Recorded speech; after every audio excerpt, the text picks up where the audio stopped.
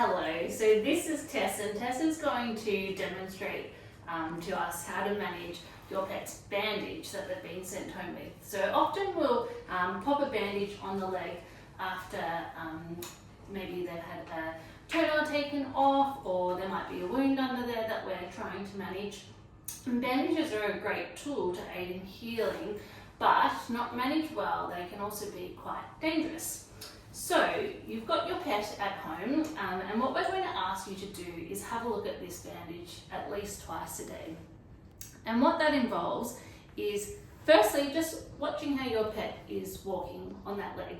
They're always going to be a little bit uncomfortable because it's something unusual on their foot, but just making sure that they're not overly interested in that foot. So if they were really trying to chew at that bandage, were really bothered by it, that's definitely a flag to let us know that something underneath there might not be too happy. The other thing we're going to get you to do is have a look at, is the bandage clean? So we don't want any dirt getting up under the top or the bottom, because if mud or dirt got under there, that could cause a skin infection and irritation. So making sure that it's all nice and clean. Is the bandage dry?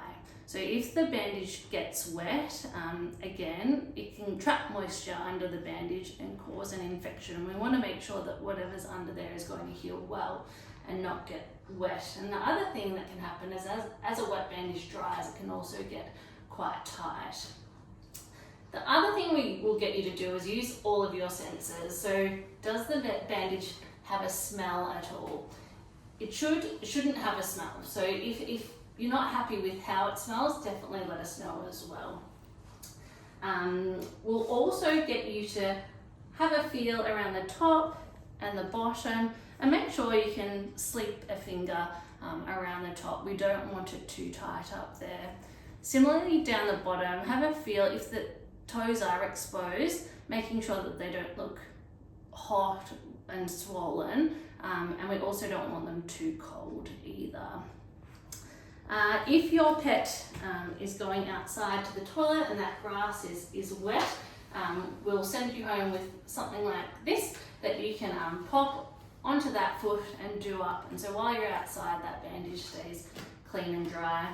One final tip would be, sometimes it's hard to check if the bandage has slipped. We want it to be in the same position as it was when you leave the hospital. So in that discharge appointment, grab your phone out, take a picture of where the bandage is sitting, and you can compare that every day as you check the bandage. Good girl, Tess.